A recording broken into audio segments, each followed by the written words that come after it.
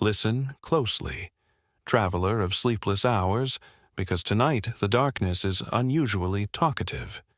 It spills over the edges of your room like ink from a careless monk's quill, muttering ancient secrets, laughing at how little we understand, and humming that familiar lullaby made of doubt, incense, and the occasional divine contradiction.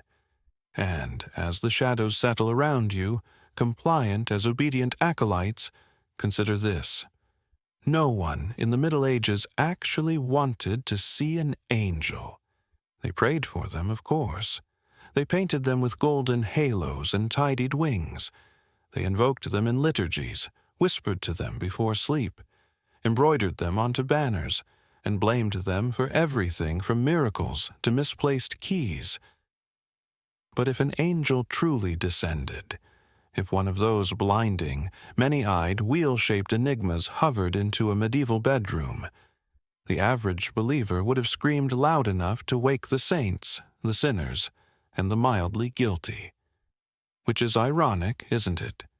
You ask for divine company, and then you faint when it shows up looking like a cosmic chimera, designed by an overworked sculptor with recurring nightmares.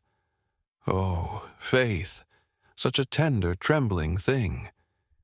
You cradle it gently in your palms like fragile glass, yet expect it to withstand the full weight of eternity. And so, before we glide further into this candlelit maze of medieval terror, let us begin with a question that no confessor, theologian, or insomniac chronicler fully answered. Why did the people of the Middle Ages think angels were terrifying? Not inspiring, not comforting, not, oh, look, a celestial friend dropping by. No, terrifying. The kind of terrifying that makes the soul shrink, the spine tremble, and the mind pray for mercy it is not sure it truly deserves. But then again, perhaps the more interesting question isn't why angels frightened them, but why they prayed for those very creatures to intervene. Isn't that humanity in a nutshell? Wanting what will undo us, begging for what we cannot withstand, mistaking our deepest fears for salvation simply because they shine. Ah, the sweet perfume of contradiction. Truly, we mortals wear it well.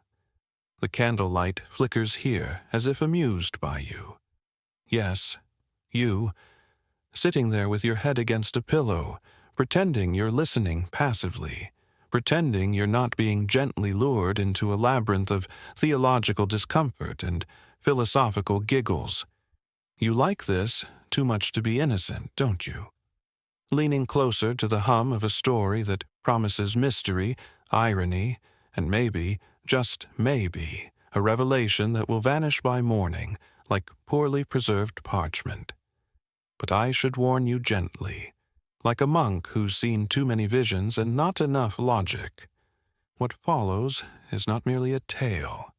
It is a pilgrimage into the absurd gestures of faith, the poetic disasters of belief, and the strange, luminous creatures humanity insisted on calling angels, despite not understanding a single feather of their nature. Tonight, in the quiet of your room, you will walk through medieval corridors, past the prayers that echoed like broken glass, past the incense that never quite hid the smell of fear, past the monks who looked too long at the sky and regretted it. And in those corridors you will meet, though cautiously, and preferably at a polite distance, a certain protagonist, a person whose story is tangled with winged beings, divine silences, and spiritual confusion so deliciously ironic that even the heavens would smirk. But we will meet them soon enough. No need to rush. This is a bedtime story, after all.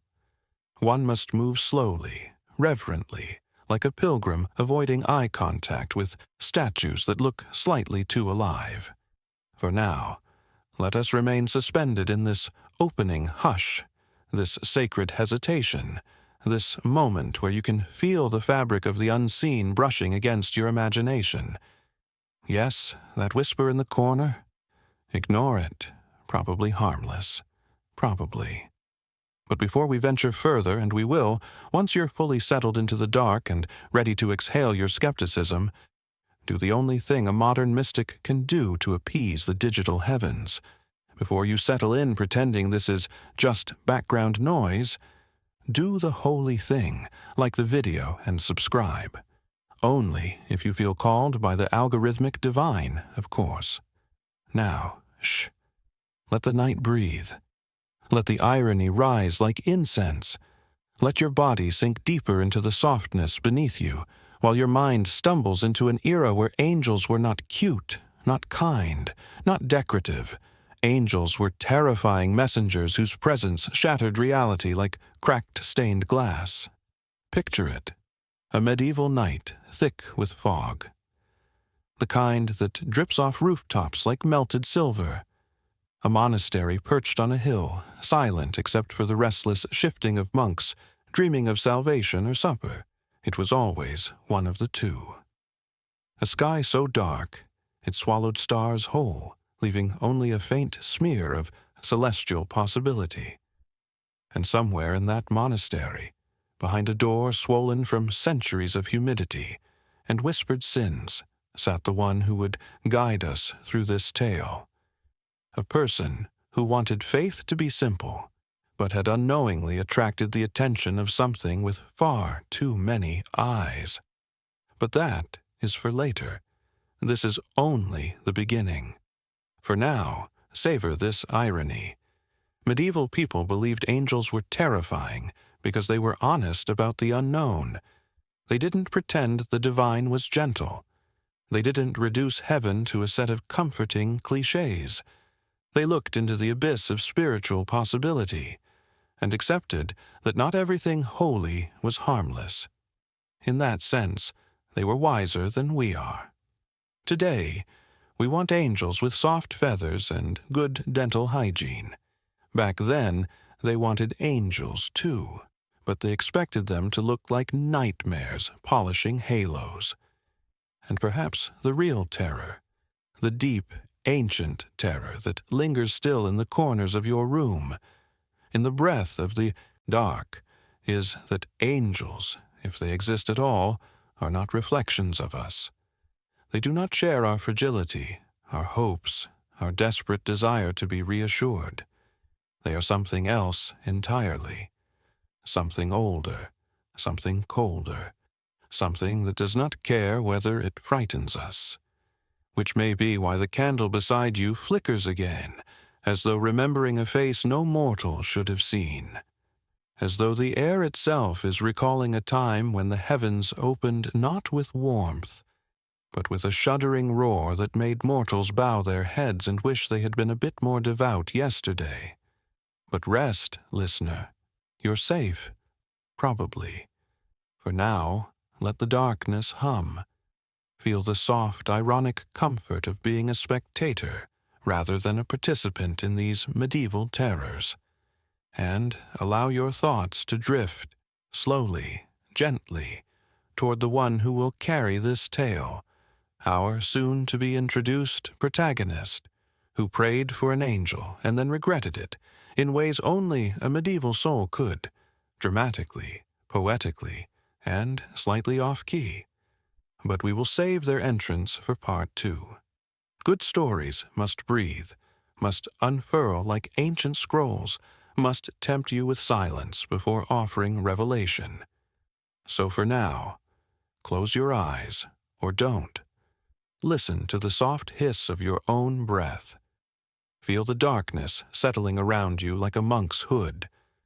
Let the question linger on your tongue like a forbidden prayer. What if the angels were never meant to comfort us? What if they were meant to awaken us, scare us, shock us into the realization that the divine is not tame? And what if, just maybe, you have already attracted the curiosity of something watching from the quiet corner of your room? Sleep well with that thought. Night drips slowly over the monastery, thick as old honey, dark as a confession whispered too late. The wind sighs through the cypress trees like a tired theologian who has realized, tragically, that not even he believes his own explanations.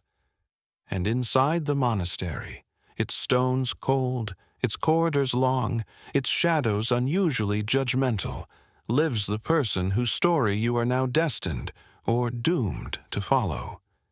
His name, though almost irrelevant to the heavens and only mildly important to the earthly registries, was Brother Aurelius. But don't let the name fool you.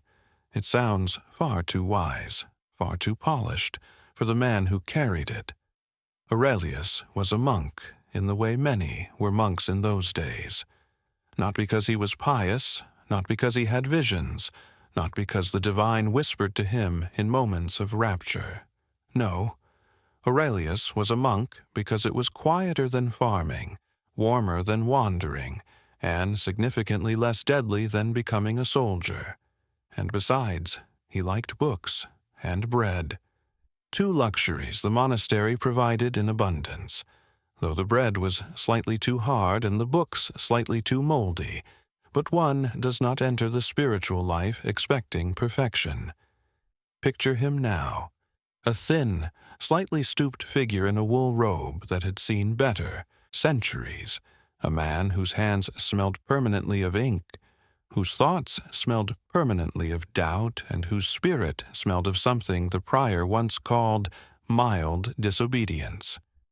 Aurelius walked the halls each morning with the weary elegance of someone who prayed more out of habit than holy fervor. He rose before dawn, not because the bells called him to, but because his back refused to let him remain comfortably in bed. He chanted psalms the way one recites grocery lists. He lit candles with the solemnity of someone lighting the world's smallest bonfire.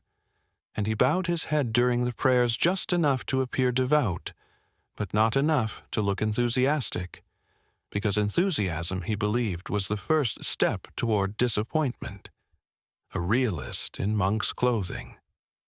The monastery around him was a symphony of predictable noises, the creak of wood swollen with humidity and secrets, the shuffle of sandals on stone floors, the occasional cough from an elderly monk who refused to die, perhaps out of pure stubbornness.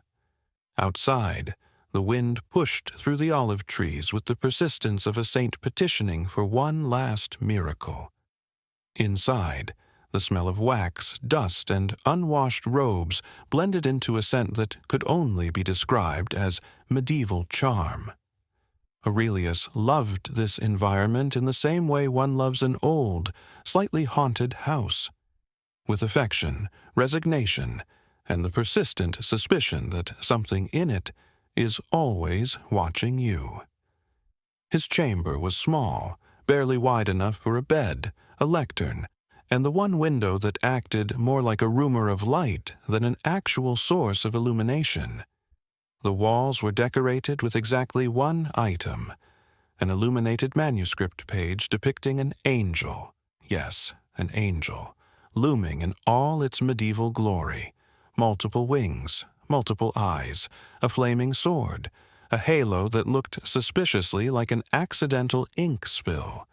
Aurelius disliked the image. He found it intrusive, judgmental. It was the kind of angel that seemed to whisper, "You will be very disappointed when you finally meet me." But it hung there nonetheless, partly because tradition demanded it, and partly because removing it would require more effort than Aurelius believed salvation was worth. His hands, long and ink-stained, spent most days copying manuscripts. Copying, you see, was the highest form of obedience the monastery trusted him with. Anything involving leadership or spiritual guidance had been politely removed from his responsibilities after an incident involving a sermon, a misplaced metaphor about goats, and a visiting bishop with poor humor. But Aurelius didn't mind. He preferred ink to politics, parchment to people, and silence to supervision.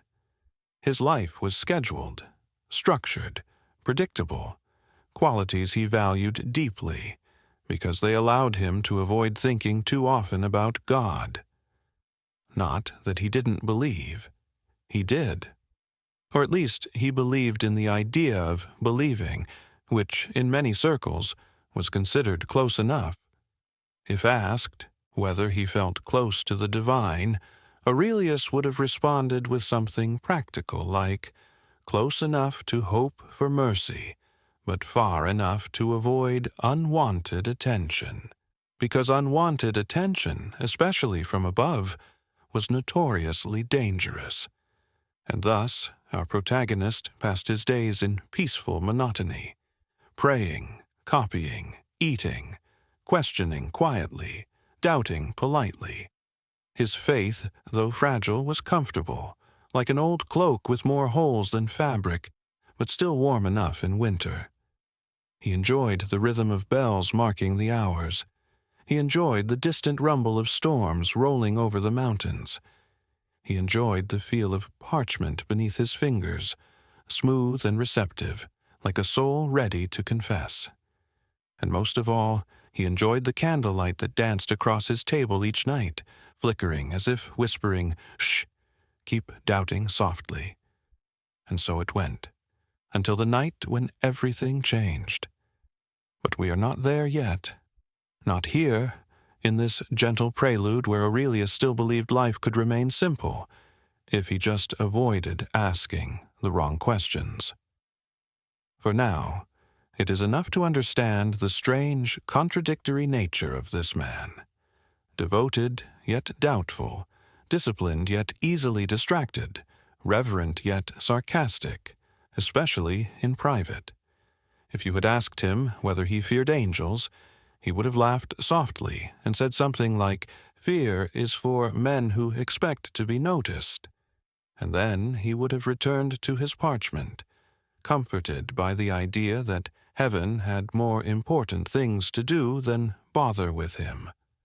Ah, Aurelius, sweet, deluded Aurelius. The night air clings to the monastery like a second cloak. Torches sputter. Shadows gather in corners with suspicious enthusiasm.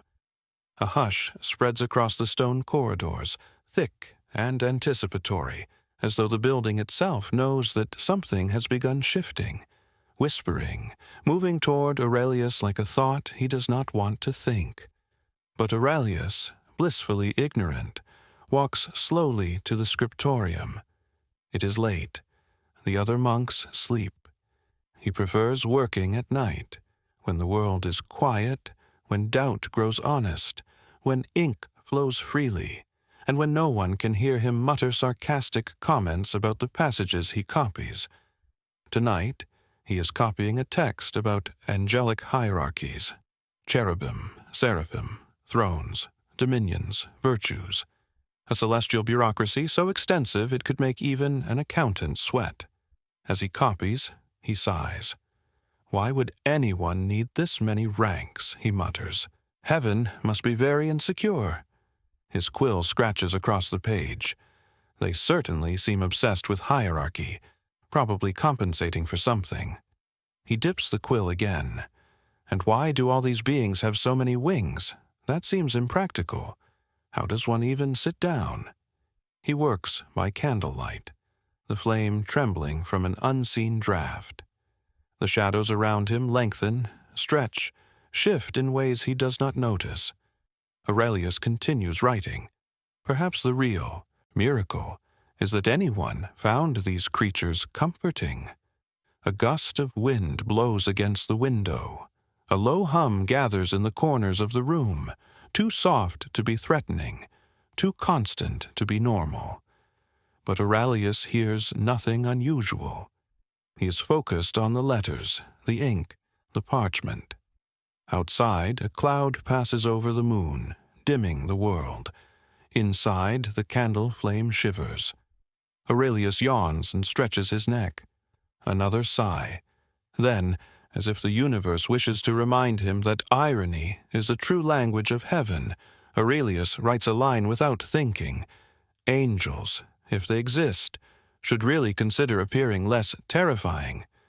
The moment the words leave his quill, The air changes, not dramatically, not violently, just subtly, like a thought entering a room, like a presence taking interest, like something ancient lifting its head. But Aurelius, meditating deeply on how much he dislikes celestial creatures, remains blissfully unaware. He stands, cracks his knuckles, and prepares to extinguish the candle. His chamber calls to him with the promise of sleep. He has no idea that sleep will not be gentle tonight, that doubts will not remain whispers, that the angel on his wall will soon feel less like artwork and more like a premonition. For now, Aurelius only knows the comfort of routine, the warmth of wool robes, the soft echo of his sandals on stone floors. He returns to his chamber, lights a single candle, and sits on the edge of his bed. The angelic image on the wall stares at him with all its impossible eyes. Aurelius frowns at it. "You're ridiculous," he whispers. And though he doesn't realize it, something in the shadows, something older than doctrine, stranger than theology, and infinitely more ironic, stirs ever so slightly, as if offended or amused. Perhaps both. But Aurelius notices nothing, not yet, for this is only the beginning, the last quiet breath before his world is turned inside out by visions, by terror, by divine ambiguity, and by the unsettling realization that angels were feared for very good reasons. He lies down, pulls the blanket up. The candle burns low. Outside, the night watches him. Inside, the shadows listen. And somewhere in the invisible gulf between heaven and earth, something shifts, just a fraction, just enough to be noticed by the attentive. But thankfully, Aurelius is not yet attentive. He closes his eyes. Sleep slides toward him like a slow tide, and the angel on the wall seems to lean just a little closer. Before the night began twisting itself into knots of omen and inconvenience, before shadows learned his name, before the celestial bureaucracy even remembered to stamp his file with pending spiritual crisis, Brother Aurelius possessed a version of faith that was, how to put it gently, functional, not radiant, not saintly, not the type to inspire illuminated manuscripts or pilgrimages in his honor, but serviceable, like a cup with a small crack, still useful as long as one drinks quickly and doesn't ask why the table is always damp. His faith was made of routine, soft, beige, comfortable routine. It sat in his chest like a folded wool cloak, a little itchy, a little dusty, but warm enough to keep the cold of despair from settling too deeply into his bones. Aurelius believed in God in the same way he believed in winter. He accepted that it existed. He prepared for it. And sometimes he pretended not to notice when it was being particularly inconvenient. His belief was not dramatic, not mystical, it was simply practical. The monastery taught him that life without faith was like bread without yeast, flat, tasteless, and alarmingly difficult to chew. So Aurelius believed, or at least behaved as though he did, which made very little difference in the eyes of the prior. He prayed at dawn, because everyone else prayed at dawn. He prayed after supper, because digestion with divine assistance was supposedly more efficient. He prayed before copying manuscripts, mostly to prevent the ink from spilling on his robe again, a tragedy that had led to several impolite comments from the laundry monks. But deep down, Aurelius's faith took the shape of an unspoken contract. I will do my part, and you, whatever you are, do not need to bother me with revelations, visions, or complicated theological assignments. It was a respectful, mutually beneficial arrangement. Aurelius didn't ask for miracles, and heaven didn't send him any. He didn't demand answers, and the divine didn't interrupt his sleep with cryptic dreams. He simply hoped that being a decent, moderately obedient, occasionally sarcastic monk was enough to qualify him for the basic heavenly package after death. Nothing fancy, perhaps a modest corner of paradise, and a small, well-ventilated harp. And yet, beneath all this practical devotion was a quiet yearning that Aurelius never admitted aloud, not even in the privacy of his mind.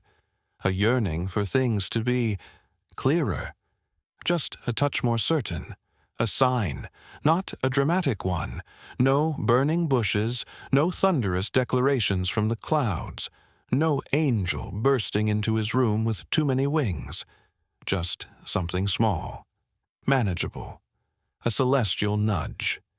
He never confessed this desire, not in prayer, not in silence, not in the stolen moments when he watched the sunlight move across the chapel floor like a slow, golden blessing. But it lingered. Faith, even practical faith, always leaves space for longing. He experienced flashes of devotion in quiet moments, when the morning bells hummed through the courtyard, or when a sudden gust of wind made the candle flames shiver in the chapel. Moments that felt almost like heartbeats of the divine, subtle, brief, and suspiciously like coincidences. Aurelius collected these moments the way one collects pretty stones, without knowing what to do with them, but unable to throw them away. He believed in miracles the same way one believes in discounts at the market. With hope, yes, but also with profound skepticism. He'd heard monks recount visions, ecstasies, and celestial music drifting in from nowhere. He listened politely, nodded reverently, and internally whispered, "Perhaps you simply skipped lunch." Even so, he wanted a hint, a sign so gentle he could ignore it if necessary.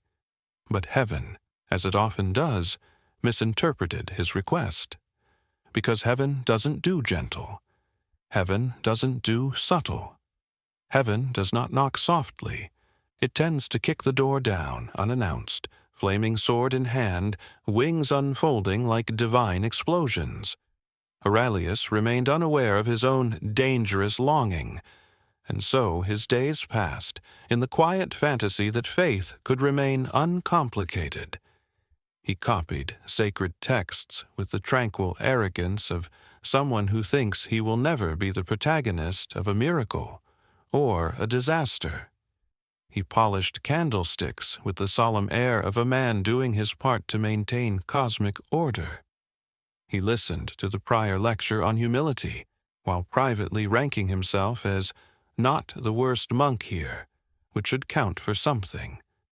He was not ambitious, not spiritually greedy. All he wanted was enough faith to avoid crises, and enough doubt to avoid fanaticism. A balanced diet. And indeed, there were moments when Aurelius felt something like genuine peace. Those fleeting instants when the chapel smelled of warm wax and quiet absolution, when the chanting of monks vibrated through him like a lullaby hummed by eternity itself. Once, during Vespers, he felt an unusual stillness settle over him, a gentle weight, like a cloak woven from silence. It felt holy, profound, almost like a presence leaning close. Aurelius held his breath. Then a spider dropped from the rafters and crawled across his sandal. He took it as a sign of humility rather than divinity, which tells you everything about his spiritual expectations.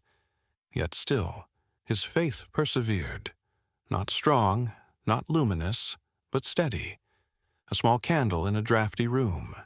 He believed that God was good, though sometimes distracted, that the saints were helpful, though occasionally moody, and that angels existed, though mainly as illustrations copied by monks who hadn't seen real daylight in years.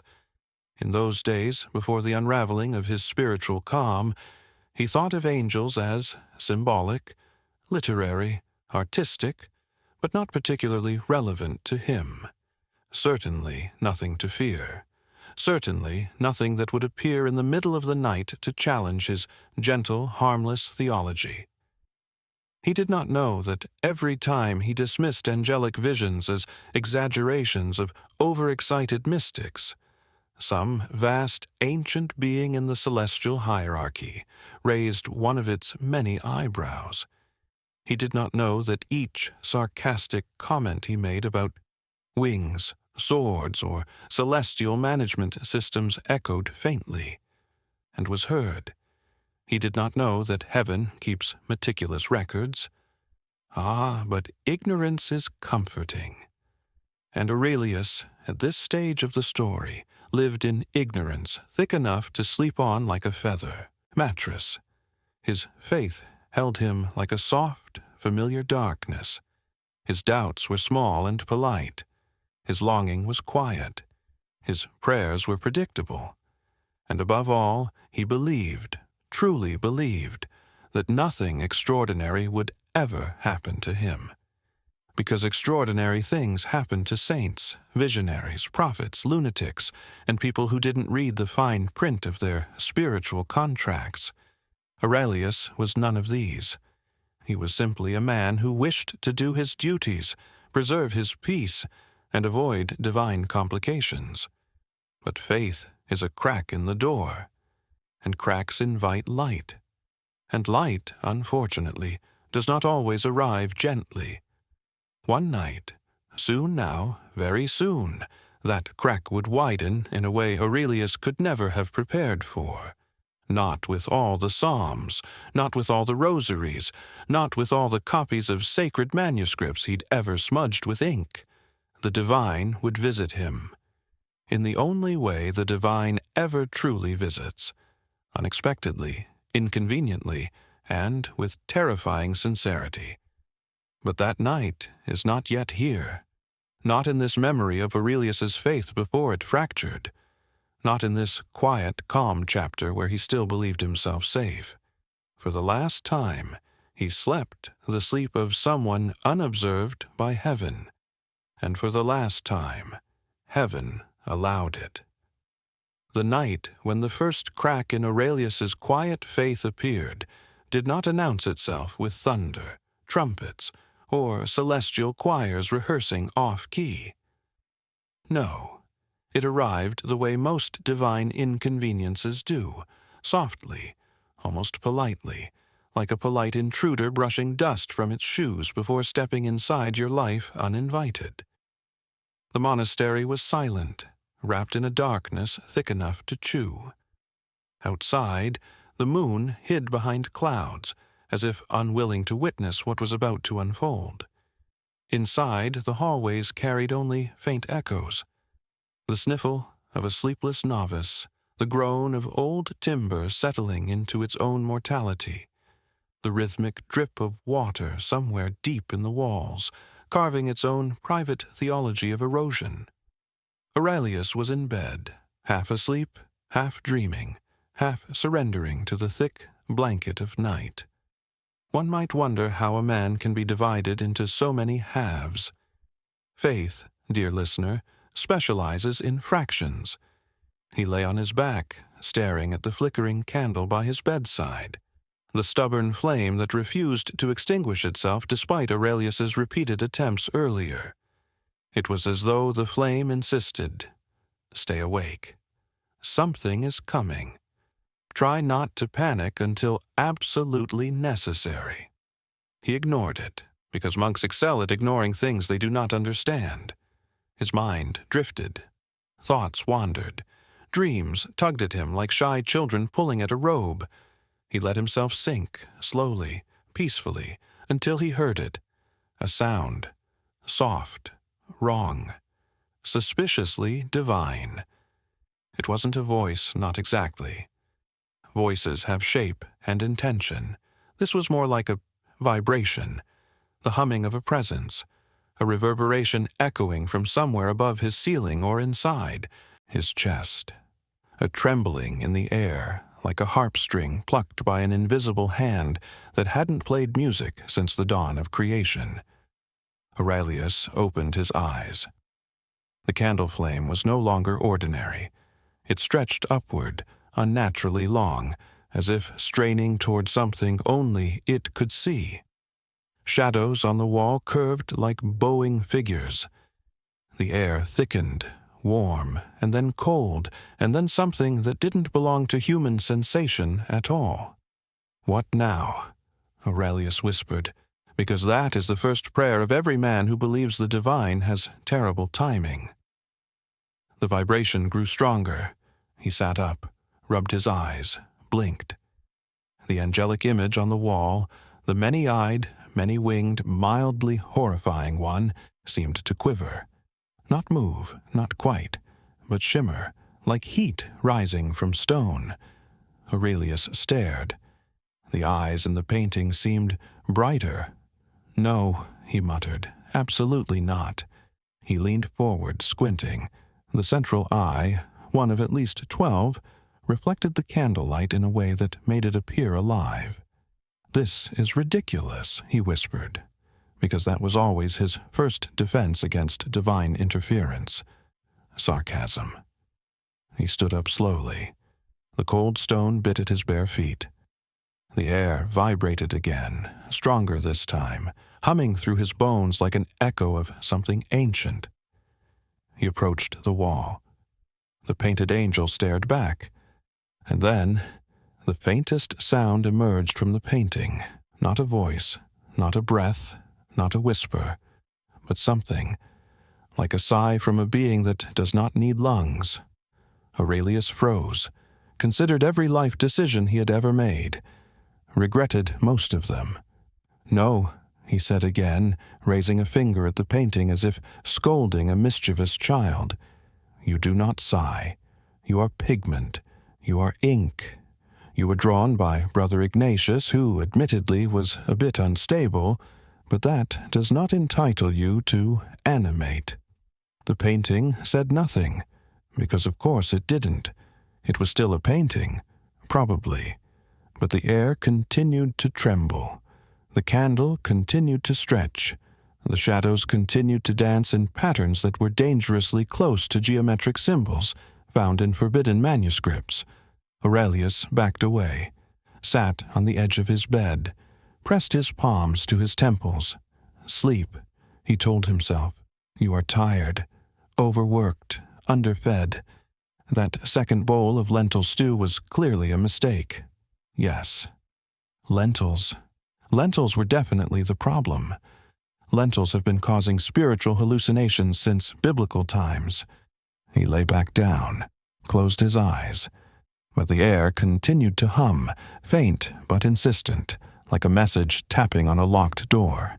He turned on his side. The hum grew louder. He covered his head with his blanket. The hum did not care. With a groan, Aurelius sat up again. "Fine," he snapped at the darkness. "If a revelation is coming, make it brief. I have prayers at dawn." This, by the way, is not the recommended attitude when addressing potential celestial entities. But Aurelius's faith was woven with a unique thread of impatience and exhaustion. He rose again, approached the painting once more, and placed his hand on the cold wall beneath it. He expected nothing. He received something. A pulse, a gentle, rhythmic pulse beneath the stone, like a heartbeat, but not human, not mortal. Something impossibly slow, impossibly vast, impossibly ancient. Aurelius snatched his hand back as if burned. "No," he whispered again, voice trembling. "No, no, no, no, no." His breath fogged the air, though the room was not cold enough for that. His skin prickled. His heart throbbed like a drum. Someone suddenly decided to play with enthusiasm. He stepped backwards until his legs hit the bed and he sank onto it. "What is happening?" he whispered. And because the universe has impeccable comedic timing, the candle went out. Darkness swallowed the room, but not normal darkness, not the comforting, familiar shadow of night. This darkness had movement, texture, a softness that curled at the edges. Aurelius held his breath, and then a voice, not human, not angelic, but something in between, spoke inside his mind. It said exactly one word: soon. Aurelius screamed. Not loudly, of course. He was a monk. There were rules. His scream was more of a strangled gasp, the kind that sounds like someone inhaling a bee. His hand flailed for the candle. He knocked it over. It rolled across the floor like a tiny dead soldier. He scrambled for flint and steel. His fingers shook so badly he nearly set fire to his robe. After several attempts, a spark ignited. A new flame flickered alive. Light filled the room again. The painting was still. The walls were silent. The air was normal. No hum, no pulse, no whisper. Aurelius stared around, panting, heart racing in an undignified manner. That, he wheezed, did not happen. He nodded vigorously as if convincing himself. Just a dream. He didn't dream. A hallucination. He didn't hallucinate. A digestion issue. He didn't digest well. Yes, he decided. Definitely that. He stood, straightened his robe, took 2 steps toward his bed, and froze. Scratched into the wooden table beside his bed in lines too sharp, too precise, too deliberate to be accidental were 4 letters. S-O-O-N. Aurelius made a sound no monastery had ever heard before, a mix between a whimper, a prayer, and a profoundly disappointed sigh. He sank onto his knees, not out of devotion, out of sheer existential defeat. Why, he whispered to the ceiling, are you like this? But, of course, the divine offered no explanation. He rose, wrapped his blanket around himself like a makeshift shield, sat on his bed, stared at the table with the expression of someone who wishes to challenge reality to a duel. The night around him settled into quiet once more. But now it was a suspicious quiet. A quiet full of unsentenced truths. A quiet that pressed on his skin like the memory of a touch. Aurelius curled into himself and whispered, "Please let it be indigestion." But he already knew. Faith had shifted. The divine had stirred.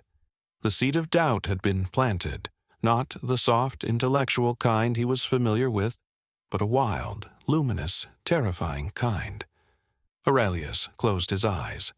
Sleep took him eventually, and dreams rose like smoke.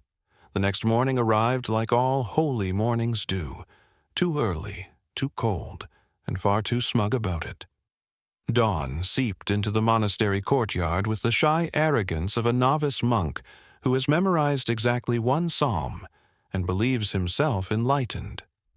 The bells rang with their usual enthusiasm, an enthusiasm Aurelius interpreted quite accurately as personal affront. He sat up in bed with the grace of a man who had slept very little and regretted all of it. His eyes drifted instantly to the table, to the word, soon, still there, sharp, mocking, unapologetically carved with the confidence of a celestial being who clearly didn't understand boundaries. Aurelius stared at it for a long time as if hoping it might erase itself out of embarrassment. It didn't. "Wonderful," he whispered. "A prophecy. In my furniture." He dressed slowly, moving like a soul who suspects that any sudden motion might attract the attention of something watching. His robe, usually comforting, felt heavier. His sandals felt colder. His breath felt borrowed. And when he stepped into the hallway, he felt, distinctly, that the monastery had become too quiet. Not silent, quiet. The kind of quiet that happens when a room full of people hear your door creak and politely pretend they didn't. He walked toward the chapel for morning prayers, each step echoing louder than it should have. Or perhaps he was simply more aware of sound now that he was listening for anything unnatural. The air tasted different, dry, charged, as though reality itself had ironed a crease into the fabric of his day. The monks around him chanted in harmony, low, steady, disciplined, Their voices echoed between stone pillars, weaving a tapestry of devotion that Aurelius had always found calming. This morning, their chanting felt like a countdown. He took his usual spot in the back row. His hands trembled slightly. He hid them in his sleeves. The prior's eyes swept over the monks like a shepherd counting sheep. Aurelius bowed his head, not in reverence, in fear of being noticed. As the chant rose, something strange happened. The notes shifted, not sharply, not enough for others to notice, but Aurelius, now cursed with fresh spiritual paranoia, felt it immediately. The harmonics bent. The air thickened behind the sound, as if something pressed against it from another place. A faint vibrational echo, like the one that had visited his room the night before, throbbed in the stone floor beneath his knees. His stomach dropped. He looked around. None of the monks reacted. They chanted, oblivious, faces serene, eyes closed in pious bliss. But Aurelius could feel it. Something was listening. Something enormous. Something other. And from that something came the unmistakable whisper of attention. Not affection, not wrath, attention. As though a celestial being was leaning over the edge of existence, peering down at him with one, or perhaps many eyes. Aurelius swallowed hard. This was a problem, a very serious theological problem. When the prayer ended, the monks dispersed. Aurelius remained on his knees pretending to meditate, mostly because standing might reveal the dramatic trembling happening in his legs. Eventually, he rose and slipped into the courtyard. Morning light washed over the stones in a pale, reluctant glow. Birds chirped above, innocent of the cosmic threat now looming over Aurelius's breakfast. He wandered to the scriptorium, hoping the comfort of ink and parchment would calm him. It didn't, because the moment he dipped his quill into the ink pot, the ink rippled, not from movement, not from breath, from vibration. Aurelius froze. The ink stilled. He stared at it, quill hovering above its surface like a terrified antenna. After a moment of tense waiting, he forced himself to write, a single stroke, then another. Then the ink shimmered. Light flickered inside the ink pot. Faint, soft, otherworldly. Aurelius dropped the quill. It clattered across the desk, rolled to the edge, and fell to the floor with the sound of a tiny, sarcastic omen. Aurelius backed away slowly. "No," he whispered to the ink. "You do not glow. You are ink. Black, liquid, boring. Stay that way." The ink obeyed, or pretended to. Either possibility was equally disturbing. At this point, Aurelius felt his soul detach slightly from his body, not enough to ascend, but enough to observe from a safe distance, and shake its incorporeal head disappointedly. He decided to seek counsel. A terrible idea, historically speaking, because asking advice about mystical disturbances tends to result in two things. 1. More mystical disturbances. 2. Suspicion that you are experiencing either possession or hunger. But Aurelius was desperate. He found Brother Cassian in the courtyard, feeding the chickens, an activity Cassian approached with the solemnity of a theologian interpreting prophecy. "Brother," Aurelius whispered. Cassian looked up. "You look pale." "I am pale. Paler than usual." "Oh," Aurelius took a breath. "Something strange happened last night?" Cassian nodded, as though expecting this. "The lentils?" "No," Aurelius whispered sharply. "Not the lentils. Something else." Cassian leaned closer. "Was it a dream? I was awake. Was it a shadow? No. Was it the prior again, doing his rounds at night to check everyone's posture? No, Cassian, it was—" He hesitated. "A divine disturbance." Cassian blinked. "And what makes you think that?" Aurelius exhaled slowly, because the air hummed, the candle stretched, the shadows moved, a presence whispered inside my mind, and a word appeared carved into my table. Carved? Yes, with a knife. I assume so. By whom? That, Cassian, Aurelius hissed, is the troubling part. Cassian folded his hands peacefully. Well, sometimes the Lord speaks in mysterious ways. Aurelius stared at him. Cassian, it carved into my table. Cassian nodded. Yes, wood is a common medium for divine messages. Aurelius stared harder. Cassian, it whispered inside my skull. Cassian shrugged. Revelations can be intimate.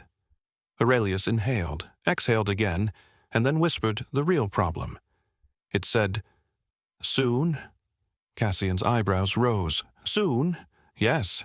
In what tone? What? What tone did it use?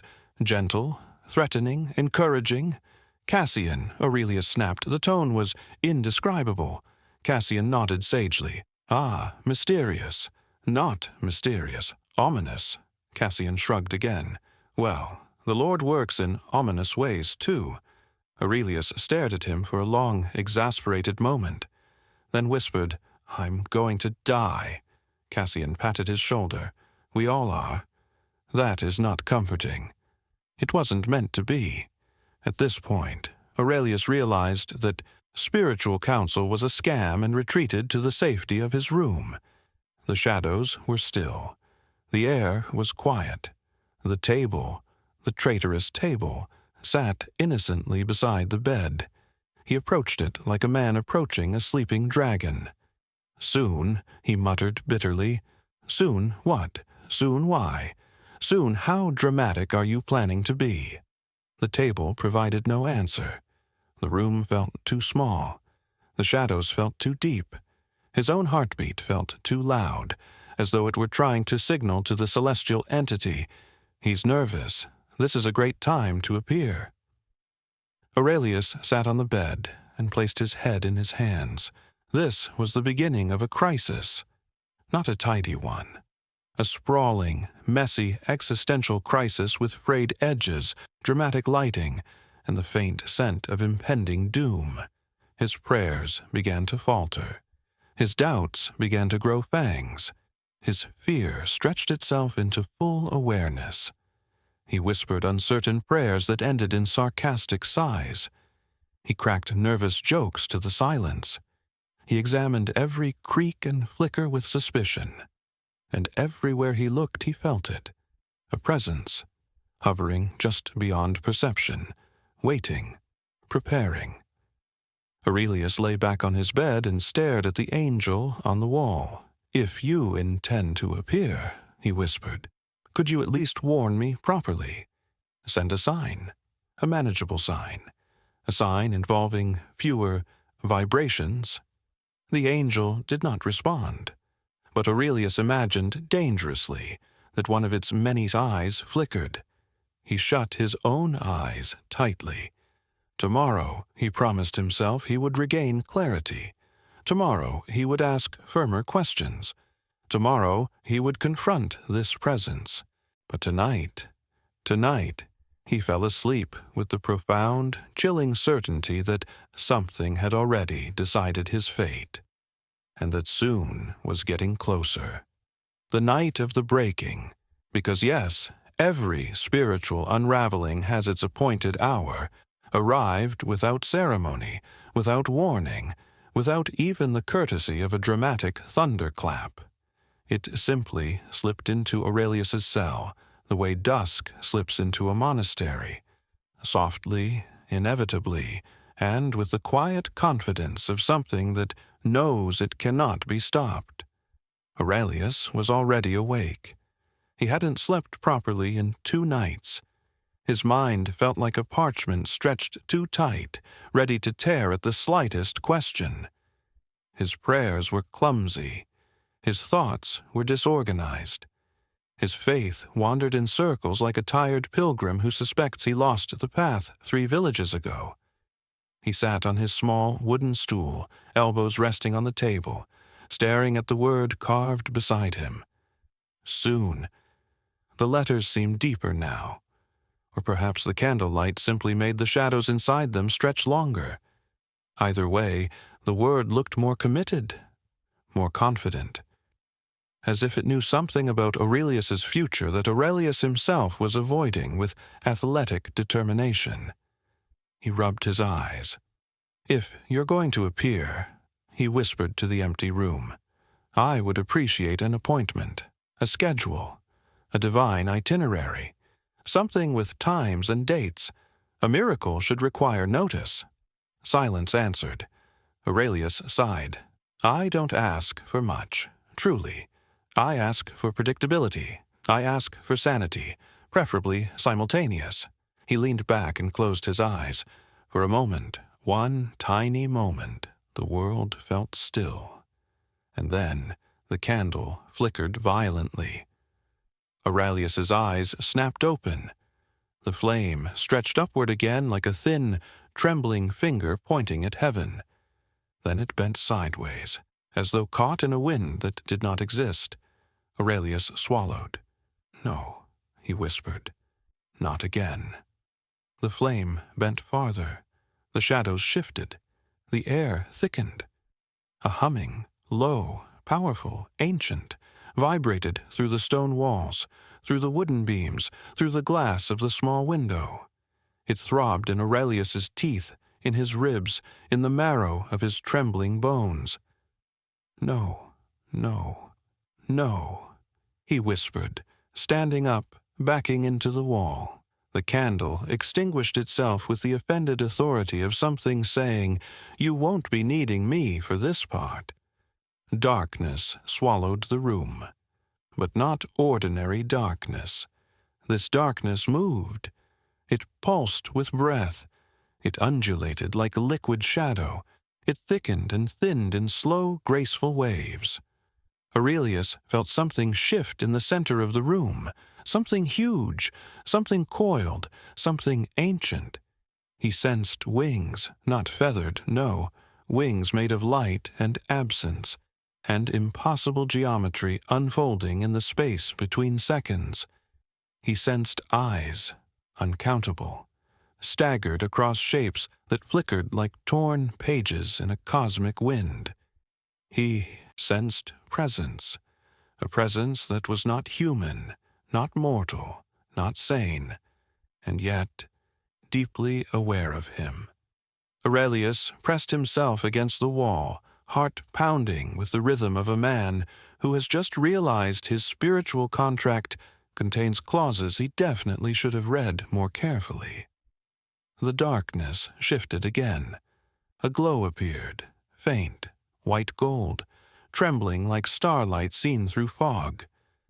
It rose from the center of the room, illuminating shapes that defied language, forms that felt like wings and circles and fire all at once.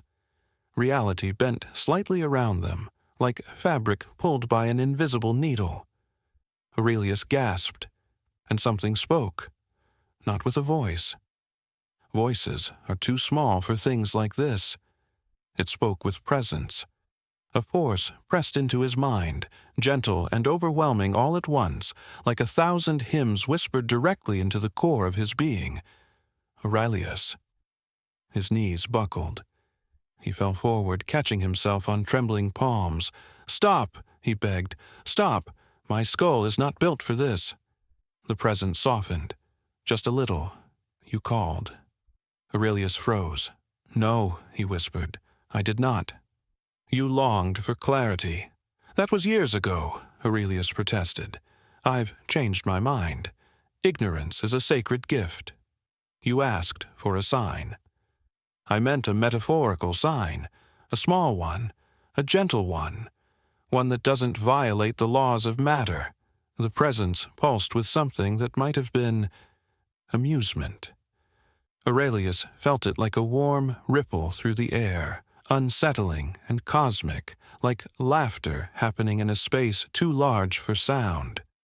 "Please," Aurelius whispered, covering his face with shaking hands. "I am not ready. I am very fragile. I bruise easily. spiritually and otherwise. The room brightened, not gradually, violently. Light erupted where the presence hovered. The shadows fled like terrified servants. Aurelius instinctively looked up, and instantly regretted it. For one impossible heartbeat, he saw it. Not clearly, not fully. Mortals cannot see fully. But he saw enough. A wheel, no, a circle, no, many circles, spinning inside each other like celestial gears. Wings of light folding and unfolding. Eyes blinking across surfaces that weren't surfaces. Fire that didn't burn, shaped into symbols that felt older than the creation of sound itself. Aurelius's breath shattered in his chest. His mind recoiled. His soul attempted to flee. No, no, no, no, he whimpered, squeezing his eyes shut. Why do you look like that? Why not appear as a person, a dove, a soft glowing child, something less terrifying? The presence answered with the inevitability of gravity. This is my form. Aurelius shook his head violently. Your form needs improvement. The presence pulsed. You fear me?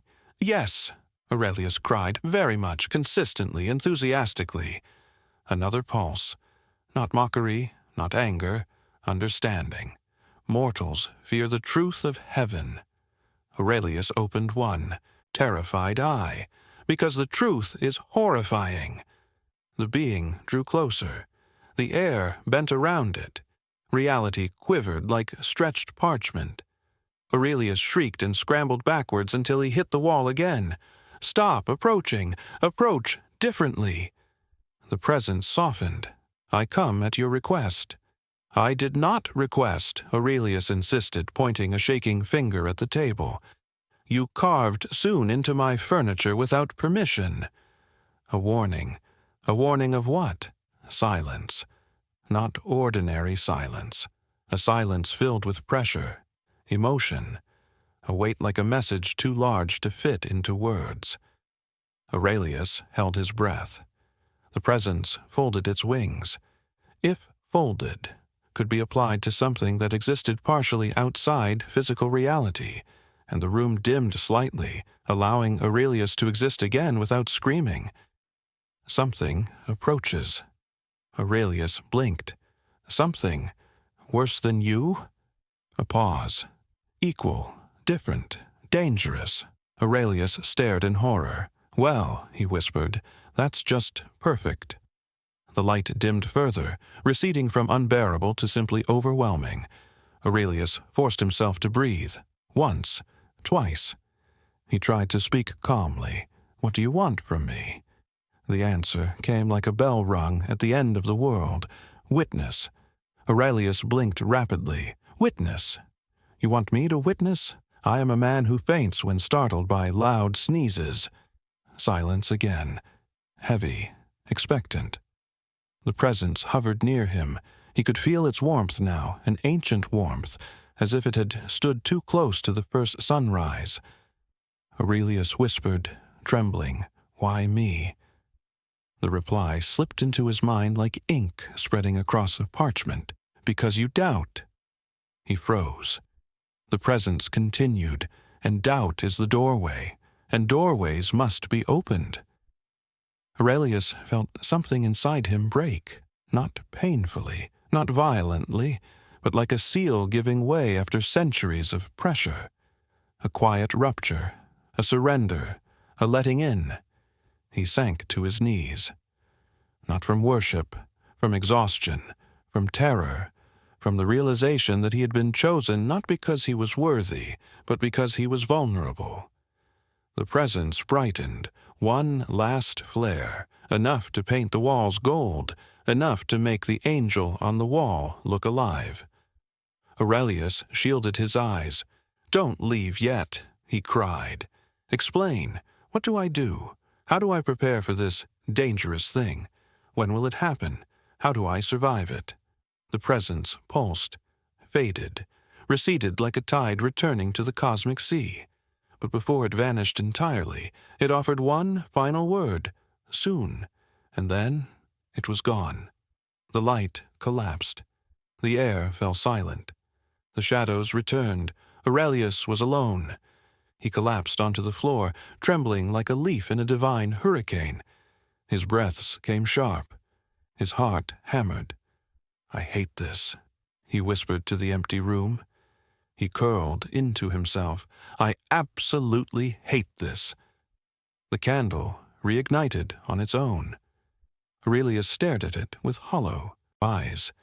This was the moment his faith shattered, not because he disbelieved, but because he believed too suddenly, too intensely, too violently for his mortal mind to remain intact. And in the dark quiet that followed, he whispered, "Soon is too soon." Dawn crept into Aurelius's cell with the guilty steps of a child who knows he walked in on something he shouldn't have. The first light touched the stones timidly, as though afraid that whatever had filled the room last night might still be lingering, crouched in some unsuspecting corner, polishing its innumerable wings. The candle, traitorous, inconsistent, emotionally unreliable, burned with unusual calm. No flickers, no spasms, no elongated flames stretching toward invisible beings. Just a small, obedient light, pretending it had nothing to do with the cosmic drama that had nearly unhinged Aurelius's soul 2 hours earlier. Aurelius lay on the cold floor, eyes open, staring at the ceiling with the hollow expression of a man who had seen too much, understood too little, and regretted all of it. His mouth was dry. His hands shook.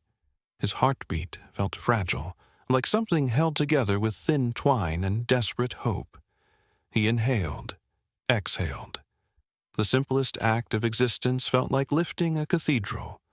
For a long time, he didn't move. The silence was thick, not peaceful, not restful. A heavy silence. A silence that hummed with the ghost of the presence that had left him half-broken. A silence that tasted faintly metallic, like the aftertaste of terror. Eventually, Aurelius whispered to the empty room, "I am never praying again." But he knew that was a lie. Faith is addictive in the most inconvenient way. Even terror doesn't sever the connection. It simply rewires it into new shapes. He sat up, bones cracking like ancient parchment. His robe was twisted, his hair a disaster, his face pale in a way that would have concerned any healer, if monks were allowed healers for spiritual panic, that is. He looked at the table, at the carved word, "soon." It felt different now, more prophetic, more final, less ironic, and that was the worst part. Aurelius depended on irony for survival. Irony was his spiritual safety net. Irony kept the divine from feeling too close. But now, the word looked painfully literal. He wrapped his arms around himself, shivering. "What am I supposed to do?" he whispered. Silence answered. Again and again. The silence had become a character in this story, an omnipresent observer, a weight in the room, a reminder that the visitor, the horrifying, geometric, winged, many-eyed visitor, was not gone. It was merely quiet. Aurelius stood slowly and splashed water on his face from the small basin near the corner. The water was cold enough to sting, a small mercy. Cold grounded him, reminded him he was still flesh, still anchored in mortal reality, still breakable, but not yet broken in the irreversible sense. His reflection stared back at him from the rippling surface. A tired monk, a terrified monk, a monk who wished last night had been a dream stored in someone else's head. "I should tell someone," he muttered. He dried his face with his sleeve. But who? Cassian would interpret the visitation as divine praise, which was worse than being ignored. The prior would scold Aurelius for being dramatic, then assign him additional fasting to encourage clarity. The older monks would tell him stories of saints who handled such encounters with dignity, which would only further confirm that Aurelius was not, in fact, a saint. And everyone else would think he'd simply inhaled too much candle smoke or suffered a dramatic, lentil-induced hallucination. No, telling someone was pointless.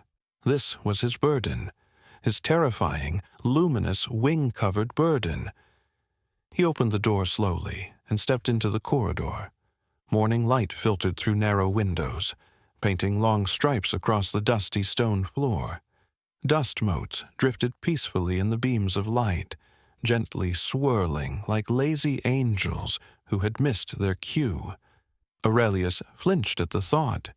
He couldn't look at dust the same way now, or light, or shadows.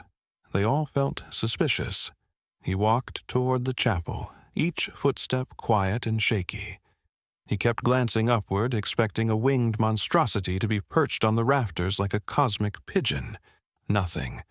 The chapel was mercifully empty. He sank onto a bench, hands shaking, breath unstable. He stared at the altar, the candles, the cross, objects meant to comfort him. Instead, they looked like props from a play he no longer believed he understood. The silence in the chapel was oppressive. A silence that wasn't empty, but expectant. Aurelius felt watched, even though he knew he wasn't. Probably. "Is this the part," he whispered, "where you explain what is happening?" Silence, of course. Aurelius rested his forehead on the back of the bench. He breathed, slowly, deeply, and for the first time since the visitation he felt something gentle, not divine. Human. His own exhaustion, settling into his muscles like soft, heavy cloth. He let out a trembling laugh, short, broken, humorless. "I did ask for clarity," he whispered, "and you sent that. Magnificent. Truly." He straightened slightly. The sunlight warmed the left side of his face. Dust swirled lazily, and then softly, gently, peacefully, Aurelius cried, quietly, without drama, without theatrics. Tears slid down his cheeks like water on stone. He wasn't sobbing. He wasn't panicking. He wasn't breaking down. He was releasing, letting the fear leak out of him, letting the incomprehensibility of the divine settle where grief usually sits. He cried because he had seen something too vast. He cried because his faith had cracked. He cried because he felt changed in ways he didn't have words for. He cried because he was still terrified of what soon meant. But above all, he cried because he was, suddenly, painfully aware of how small he was. When he finished, he wiped his face with his sleeve, sniffled once, and whispered, "Well, that was undignified." A faint breeze drifted through the open chapel door. Aurelius froze. The breeze brushed past him softly, like a feather, like an exhale, like a presence slipping through not to reveal itself, but simply to remind him it hadn't left. He closed his eyes, not in fear, not in prayer, in resignation. "In the future," he whispered to the empty air, "please send clearer instructions, and maybe a gentler messenger." The breeze faded. Aurelius opened his eyes again. The world looked the same. But he didn't. He felt hollowed out, emptied, like a vessel that had been scraped clean of something old, but not yet filled with something new. This was the silence after the storm, a silence full of debris, a silence full of questions, a silence that held everything and nothing all at once. He stood. His legs were weak, his breath shallow, but there was a strange, fragile steadiness beneath the trembling. He walked to the courtyard, blinking under the cool morning light. The monastery went about its routine. Chickens clucked. Monks swept. Someone dropped a bucket and cursed quietly, then apologized to no one in particular. Everything was ordinary, painfully ordinary. and Aurelius stood in the middle of it, unsure if the world was pretending nothing had changed, or if he was the only one who had been violently rearranged. He felt the echo of the visitation, the warmth, the pressure, the unbearable light, still vibrating faintly under his skin, like a bell that had been struck too hard. He knew his life would not return to simplicity. He knew the presence had not visited him by accident. He knew something was coming, something equal, something dangerous, something he was expected, if not required, to witness. He swallowed, hard. A thought began forming in his mind, terrifying, inevitable. Aurelius was involved now. The divine had noticed him, chosen him, touched him. And once heaven notices you, it never truly looks away again. He lifted his trembling hand and pressed it to his chest. His heart beat on, steady and frightened. "I am not ready," he whispered. But readiness was irrelevant. The storm had passed. A deeper one waited on the horizon. And Aurelius, trembling, exhausted, doubting, cracking, was slowly understanding the terrible truth. The silence after the storm is never the end. It is the inhale before the next catastrophe. There is a type of exhaustion that doesn't make you sleepy. It makes you porous. It thins the barrier between the real and the imagined, the mortal and the divine, the sensible and the embarrassingly symbolic. Aurelius walked through that day with such exhaustion, clinging to him like a cloak woven from fog and dread. Every sound echoed too loudly. Every shadow lingered too long.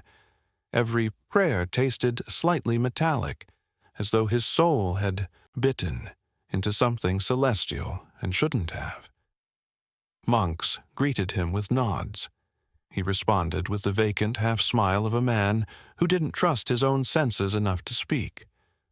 The prior lectured about humility. Aurelius heard the words, but absorbed none of them. A novice tripped and spilled a bucket of water. Aurelius flinched so violently that the novice apologized to him instead of the other way around.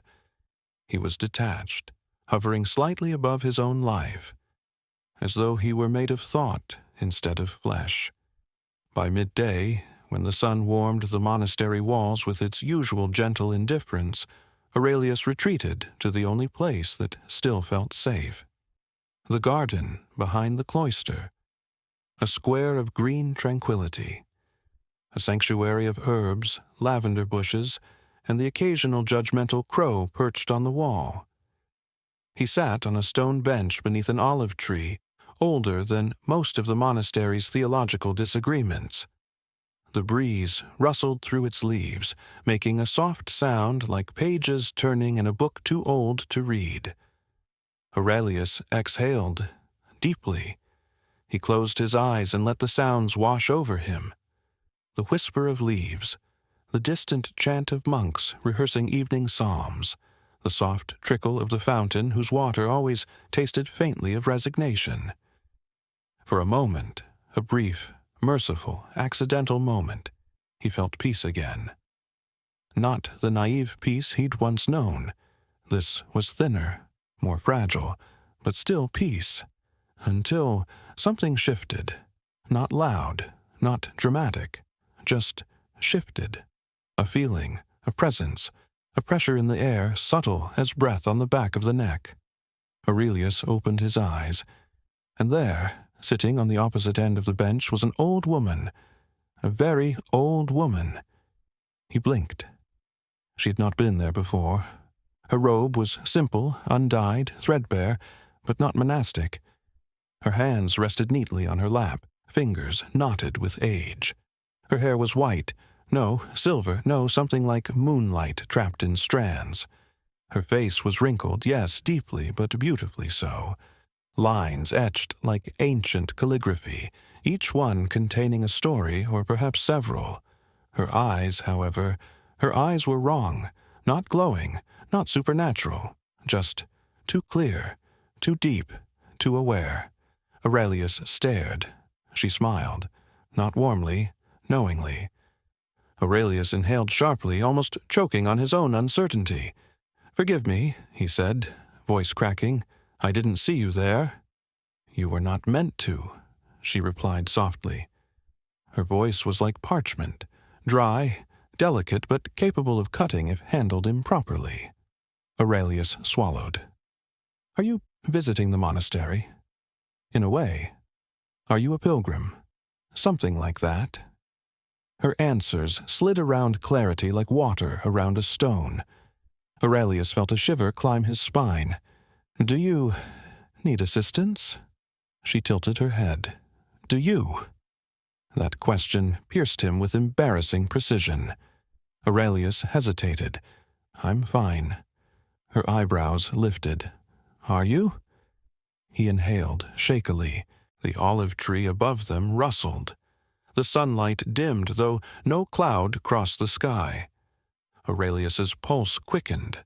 This felt divine, or human, or psychological, or hunger, or all of the above.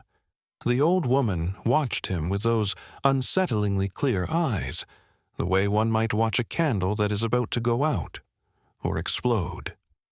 Finally, she spoke again. "You've been visited." Aurelius's entire skeleton attempted to leave his body. He sat up straighter. "How do you know that?"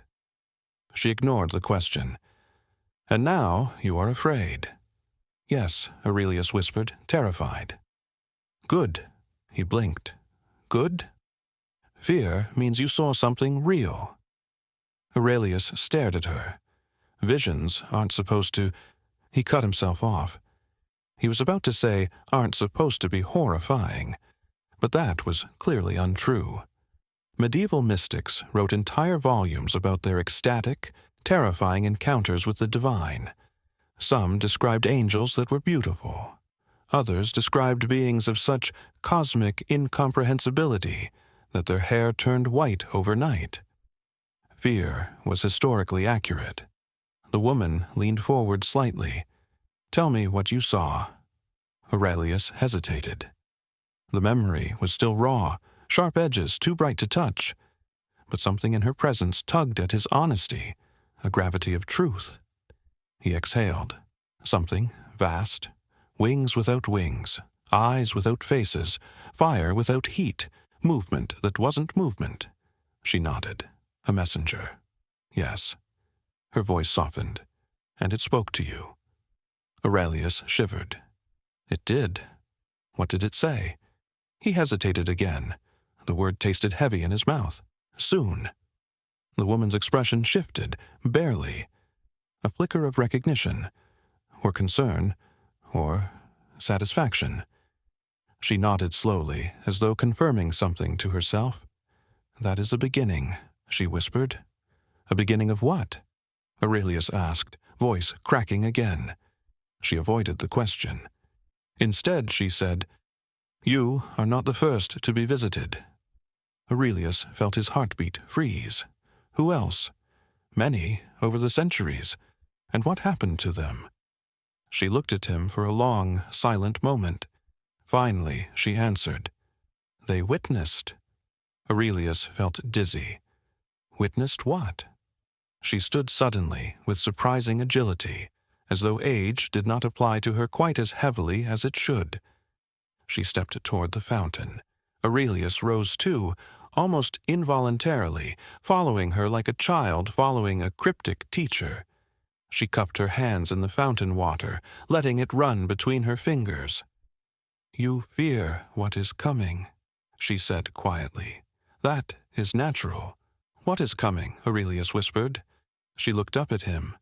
Her eyes, those impossibly clear eyes, gleamed. "Something old." His mouth went dry. "Is it dangerous?" "All old things are dangerous." "Is it divine?" She smiled, a small, sad smile. "My dear Aurelius, divinity and danger are siblings. One does not arrive without the other." Aurelius's breath faltered. "Tell me what I'm supposed to do." "Do?" she echoed, almost amused. "Oh, no, you misunderstand." She stepped closer, very close. Aurelius froze. She placed one weathered hand gently on his cheek. He inhaled sharply. Her touch was warm, but not human, warm, star-warm, ancient warm. Her voice dropped to a whisper. You do not do anything. You endure. You witness. You remain present when the unseen becomes seen. Aurelius's eyes burned. He wanted answers. He wanted guidance. He wanted a map through the fog. Instead, he received this: ambiguity dressed as wisdom, mysticism disguised as instruction. The woman withdrew her hand and turned to leave. "Wait!" Aurelius stepped after her. "Please, who are you?" She paused at the garden gate, turned her head slightly, and said, "I am one who came before you." Aurelius's breath caught. "You were visited too?" A faint smile. "More than once. And you survived?" A long silence. Then, in a way, she stepped into the cloister walkway, her silhouette framed in sunlight. Aurelius blinked, and she was gone. No footsteps, no fading robe, no sound. Gone, as though she had dissolved into the light, or slipped between realities, or turned into mist. Aurelius stood alone in the garden, breath trembling. He pressed a hand to his chest. His heart beat rapidly, alive, confused, terrified, curious. "What," he whispered to the olive tree above him, "is happening to me?" But the tree offered no explanation. Neither did the fountain, nor the wind, nor the sky. Everything remained as maddeningly quiet as it had been since the visitation. Aurelius sank back onto the stoned bench. The garden seemed larger now, fuller, as though reality had grown an extra layer overnight. He closed his eyes, letting the breeze brush against his trembling face.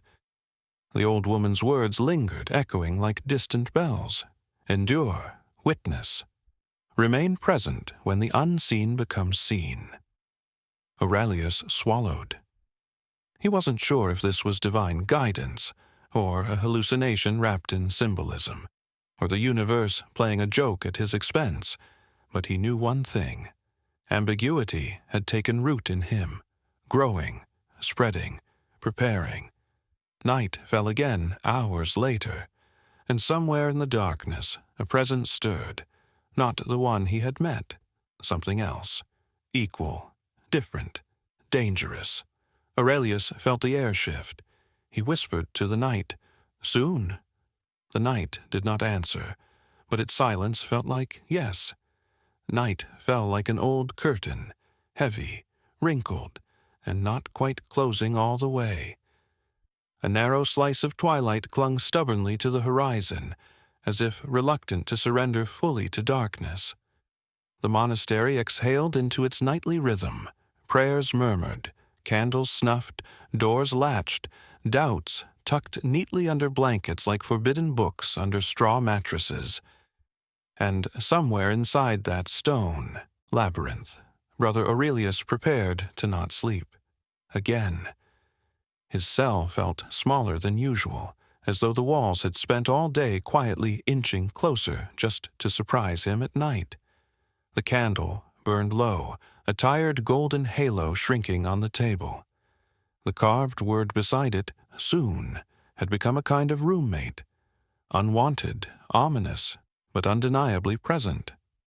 Aurelius sat on the edge of his bed, hands clasped, spine bent forward as if under invisible weight. He was tired of waiting, tired of vibrating with anticipation like a nerve that had been plucked repeatedly by unseen fingers, tired of living inside a question mark. The angelic visitation, the old woman in the garden, the strange silence that hummed with meaning, each had left a mark, a bruise, a hairline fracture in his previously unremarkable faith. He was no longer simply afraid of what might happen. He was afraid of staying like this, half awake, half enlightened, half destroyed. He glanced at the angel painted on his wall. Its many eyes stared back with their smug, medieval terror. "You started this," Aurelius whispered accusingly. You and your geometry. The angel did not respond. Paint seldom does, even when it knows it's guilty.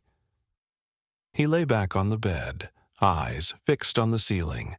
The stone above him was cracked in one place, a thin line running crookedly from one corner to the other, like a scar across the sky. He had once imagined that crack was a path, some invisible seam between this world and the next. Tonight, it felt more like a warning. He closed his eyes, tried to breathe steadily. You know that feeling you get just before something goes wrong?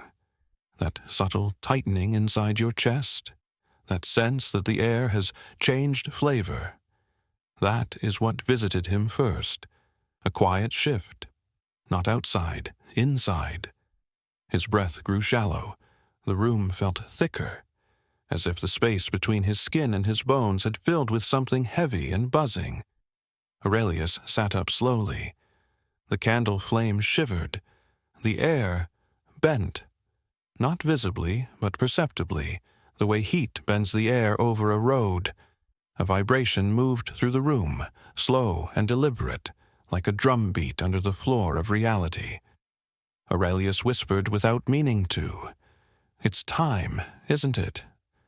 No voice answered, which, in his experience, meant yes. The candle flickered and then steadied, burning with a strangely unwavering flame now.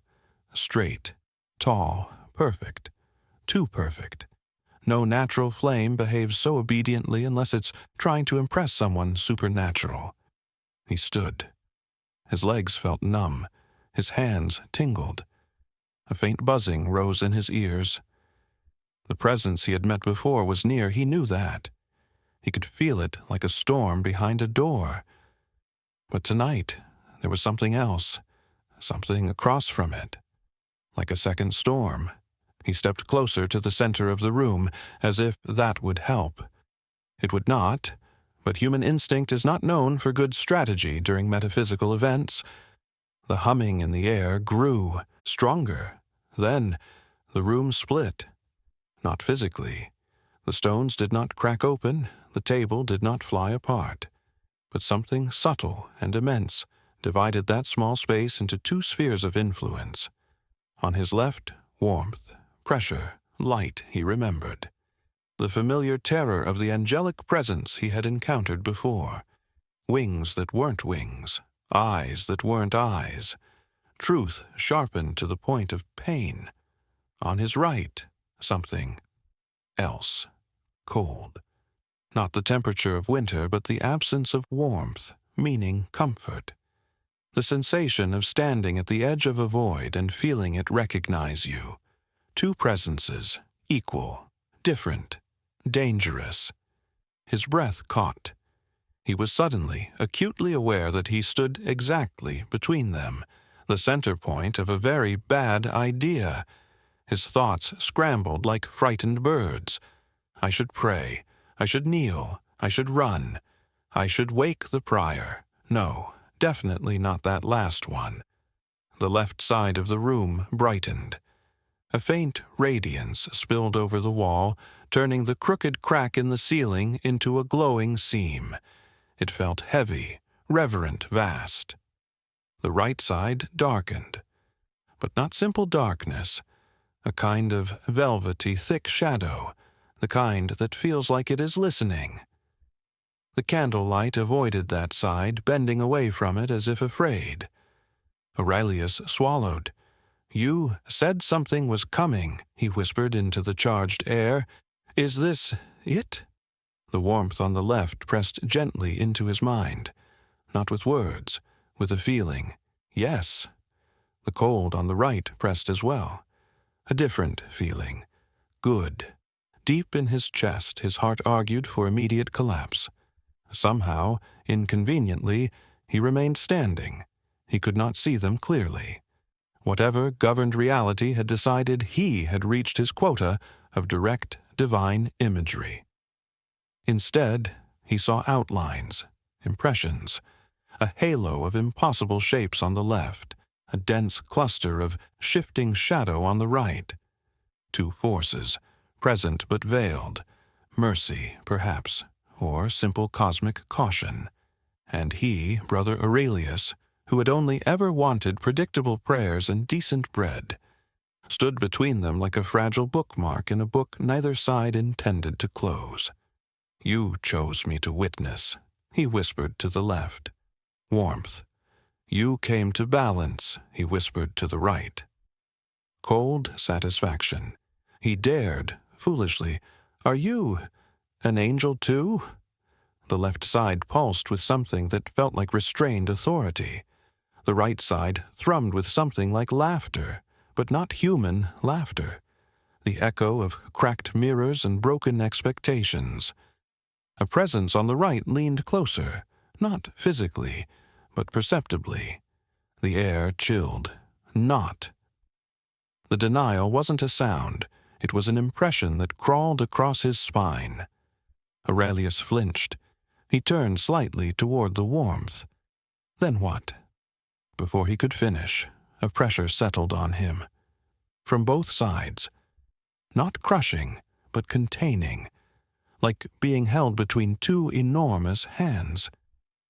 His thoughts slowed. His breath synchronized with something larger than himself, an unseen rhythm. He heard them, not words, not even emotions, but currents of intention. On the left, order, structure, radiant clarity, terrible, beautiful, punishing in its logic. On the right, unmaking, unraveling, freedom so extreme it became destruction, a yawning, cold openness where nothing could ever be stable. He understood enough to be afraid of both. "Why am I here?" he croaked, voice shaking. What reached him from the left was clear. You doubt, you question. You see the limbs of faith and the shadows it cast. What reached him from the right twisted around it. You break, you crack. You do not hold yourself together well. Such souls are excellent doorways. Aurelius felt the remarkable urge to lie down and become a floor tile. "So, I'm a doorway," he whispered. "That's not reassuring." The warmth shifted. "You are a witness." The cold answered, "You are a threshold." Caught between them, Aurelius realized something profoundly inconvenient. They were not fighting. He had assumed they might be. Light and shadow, order and unraveling, the usual dramatic dichotomy. But no, they were interacting, converging. The center of the room thickened. The very space in front of him pulsed like a heartbeat. The crack in the ceiling glowed faintly above him, like a miniature, crooked horizon. He felt it then. A third presence, not separate, not distinct, but born from their interaction. Like the moment when two colors blend and become something new. Like the point where faith and doubt collide and produce something neither expected. It pressed against him, against his skin, his mind, his memories. Images flooded him, not visions exactly, but suggestions. He saw medieval peasants praying under storm clouds, whispering to angels they secretly hoped would never appear. He saw kings invoking heaven while quietly fearing any real response. He saw theologians writing treatises on the nature of celestial beings, trembling as they wrote, hoping their analysis would keep the real thing at a safe theoretical distance. He saw terror, cloaked as devotion. He saw love, tangled with fear. He saw himself, kneeling, doubting, scribbling, scoffing at angels in ink while secretly wanting one to prove him wrong. The pressure grew heavier.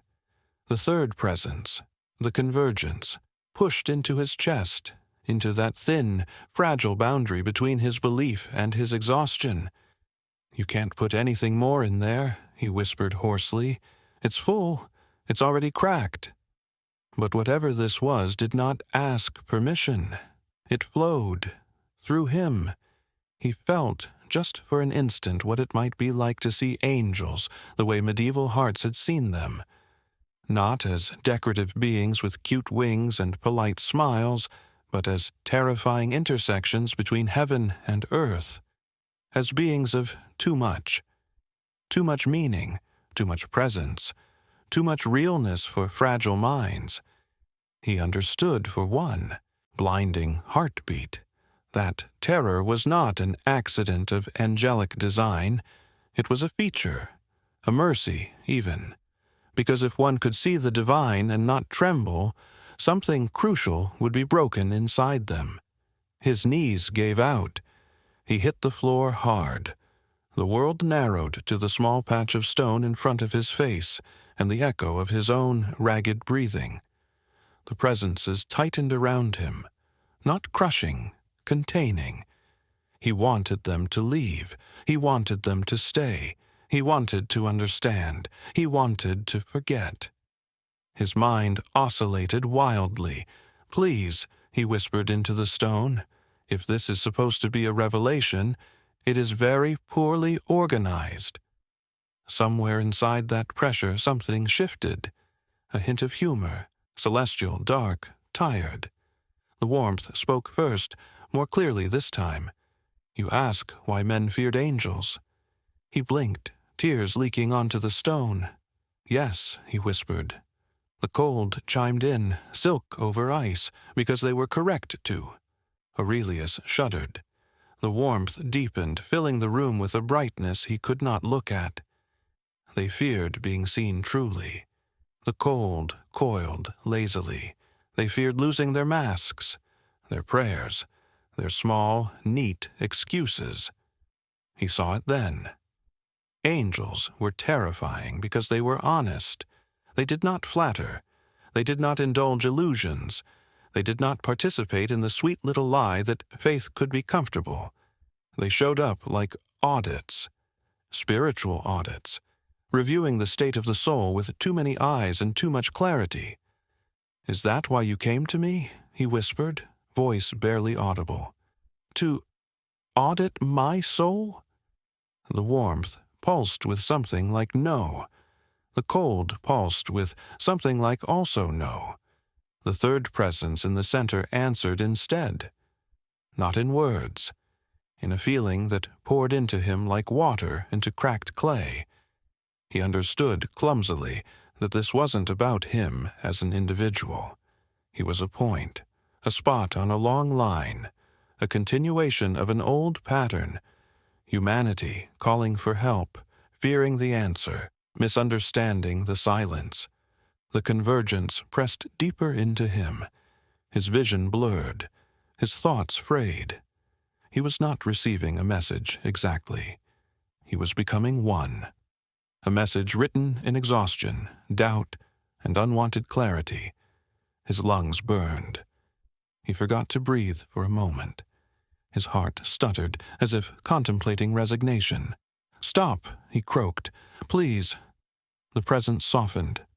Just enough. The pressure eased. The light dimmed a little. The shadow retreated a little. But something remained. Inside him. A seed.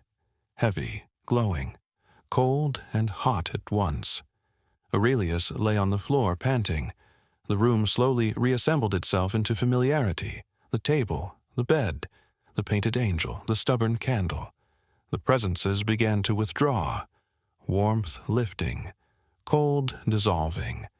The convergence loosening. He wanted to scream at them, to demand answers, to insist on a clear declaration of purpose written in tidy theological language. Instead, he whispered hoarsely, "What do you expect me to do now?" The reply came from nowhere and everywhere. "Live." He blinked. "That's it?" he rasped. "That's the grand instruction. Live." Warmth again. "Live. Question. Carry what you have seen. Cold again, and know that neither comfort nor certainty were promised." The convergence pulsed one last time, like a departing heartbeat. Then they were gone. Not with a bang, with a release. The air exhaled. The candle flickered as if waking from a trance. The shadows resumed their ordinary, unimpressive shapes. Aurelius lay there for a long time, listening, waiting for them to return, They didn't. He sat up eventually, every movement the creak of ancient hinges. His chest felt heavier, but oddly hollow too, as if something had been carved out to make room for something unnamed. He looked at the table. The word soon was still there. But now, just beneath it, etched so faintly he almost missed it, was another word. He leaned closer. His breath hitched. It read, always. He sat back slowly, laughed once, a dry, broken sound. Of course, he muttered. Soon, always, perfect, very clear, exceptionally helpful. He dragged himself to the bed, lay down, and stared again at the cracked ceiling. The line above him seemed less like a scar now, more like a horizon. He closed his eyes. No visions came, no voices, no presences, just the echo of the experience, just the awareness that something had passed through him, just the knowledge that he had been asked to live with that burden. And there, in the quiet aftermath, a strange realization settled over him. He was not less faithful than before. He was simply less certain. His faith had lost its neat shape. It had become a storm. Aurelius laughed softly into the dark. So that's the revelation, he whispered to no one in particular. Not that angels are terrifying, but that we wanted them to be anything else. He exhaled. Perhaps, he added, God is not distant or cruel or absent. Perhaps he is simply overwhelmed or busy, or maybe just avoiding direct messages for a while. He smirked faintly, like everyone does on Mondays. The thought comforted him more than any official doctrine had in years. He didn't know what he would become after this. He didn't know how he would pray now. He didn't know how he would sleep with that convergence still humming faintly inside him like a hidden ember. But he knew one thing. The story wasn't over. Not for him. Not for the humans who feared angels while begging for their help.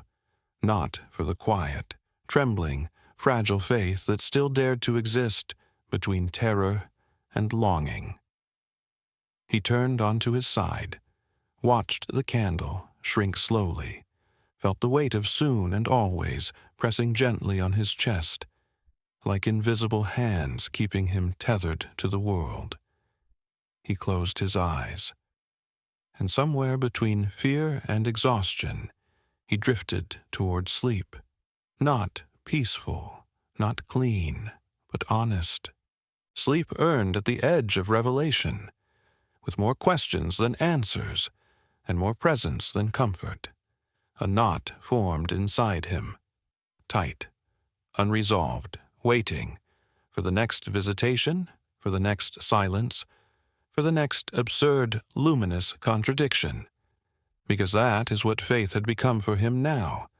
Not certainty, not stability, a living, breathing, terrifying question. And he was finally awake enough to feel it. The candle died slowly, not like a flame surrendering, but like a performer taking far too long with their final bow.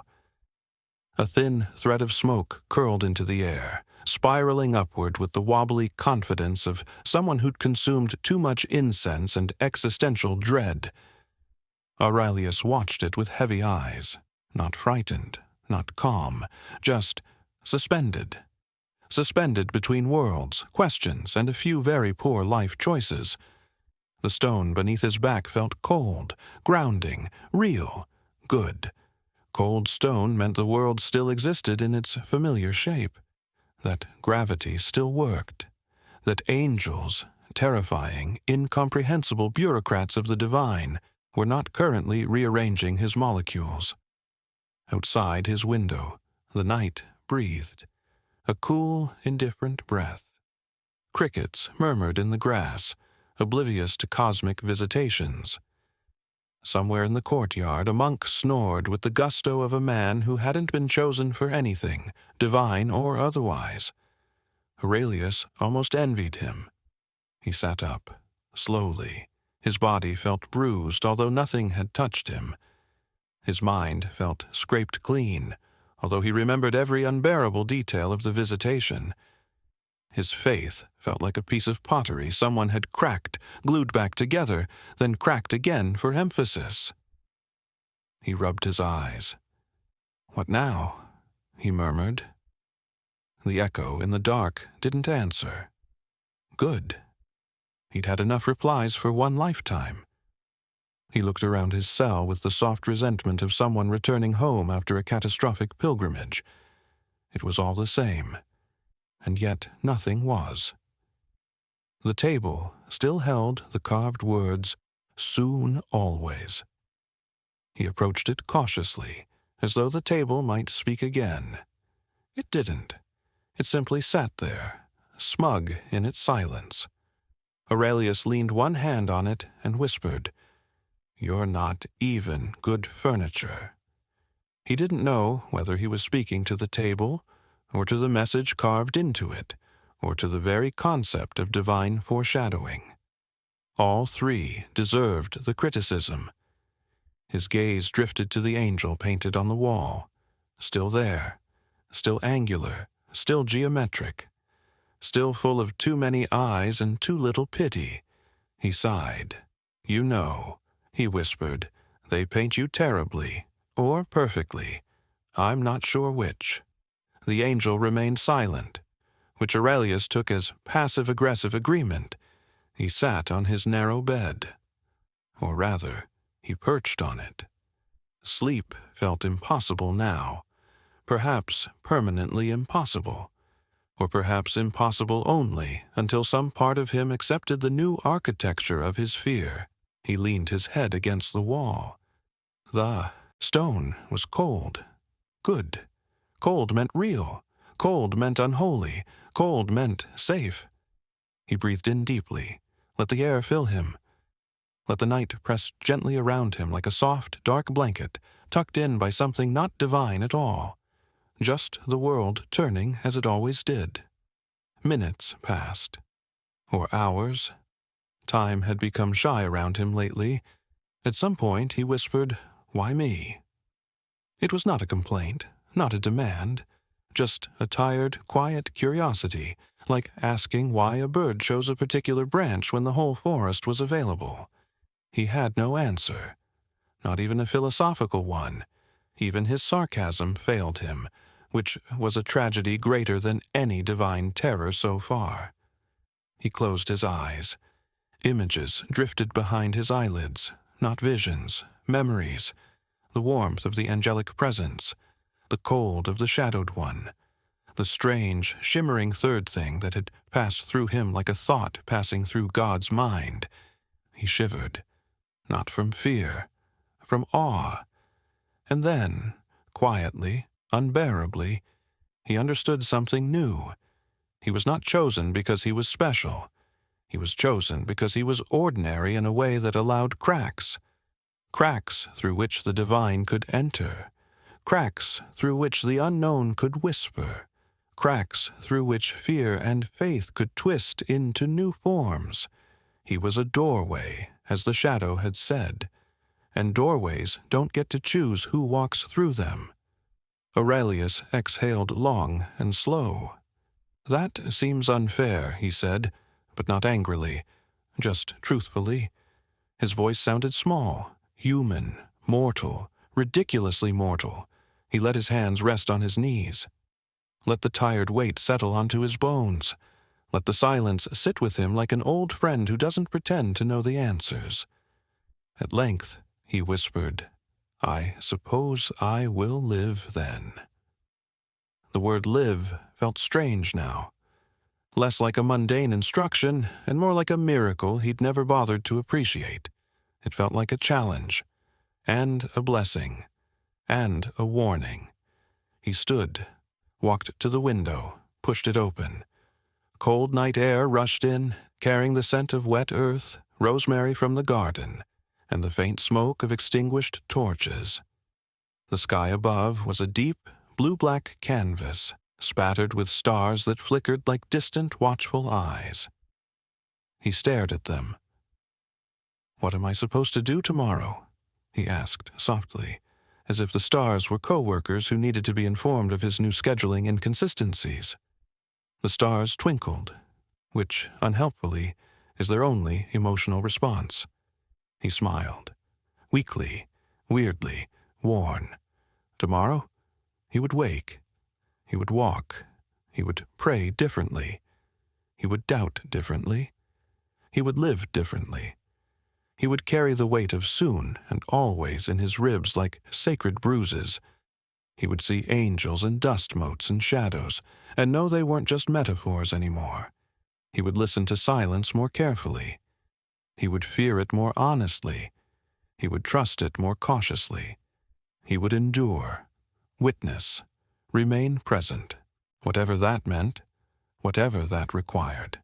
He closed the window gently, turned back to the room, took one last look at the candle, the table, the angel, the cracked ceiling.